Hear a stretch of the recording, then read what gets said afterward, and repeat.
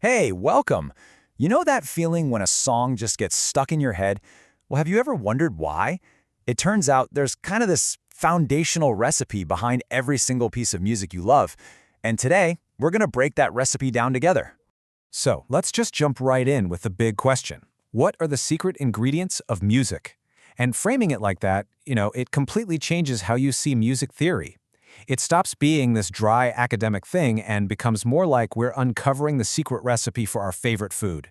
Because that's really all music theory is. I mean, at its heart, it's the science of how music works. It's just the set of rules and patterns that artists use, whether they know it or not, to create the sounds that really truly move us. All right, let's get into it. Okay, so the first and honestly the most essential ingredient of all is the note. In Indian classical music, we call these swar. And they are the absolute core, the foundation of everything else we're about to talk about. What's really amazing to me is how simple it is at its core. Just think about it for a second. Every incredibly complex symphony, every single rock anthem, every pop hit you've ever heard, it's all built from just 7 fundamental sounds. Just 7 basic building blocks. That's it. And here they are: sa, re, ga, ma, pa, da, and ni. Now, you probably know a version of this from school, right? Do, re, mi, fa, sol, la, ti. It's basically the same idea. It's a set of 7 notes that, because of the actual physics of sound, just sound really pleasing when you put them together. It's like a universal musical alphabet.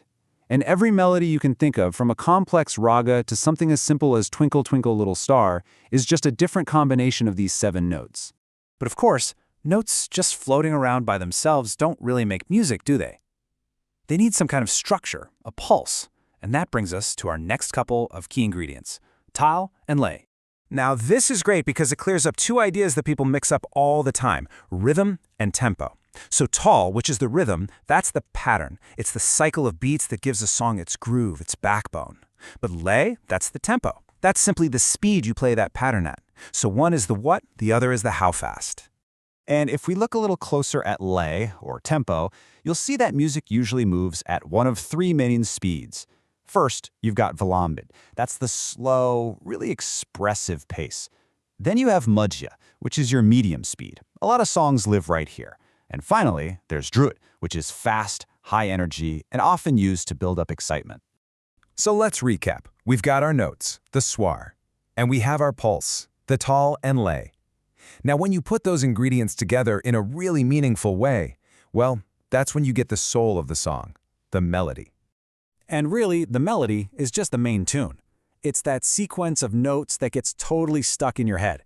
It's the part you find yourself humming in the car or whistling while you work. You could say it's the musical sentence that's telling the story.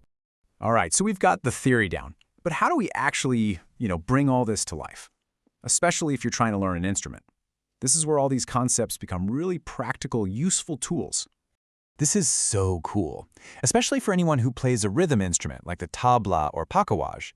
Musicians actually use a spoken language, a set of syllables they call bol, to learn and remember all these rhythmic patterns. So sounds like da, din, na, and ta, they're not just random noises. They each represent a very specific stroke on the drum.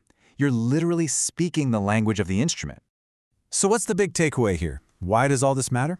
Well, because getting a grip on these fundamentals, the swar, the tal, the lay, the melody, it's like someone handing you a map. It gives you the power to not just understand the music you're listening to, but to actually express the music that's inside of you. It's going to make you a better player, a better singer, period. So there you have it. We've just broken down the basic recipe of pretty much all music. You now have the core ingredients right in front of you. Which leaves just one question, really. What kind of music are you going to create?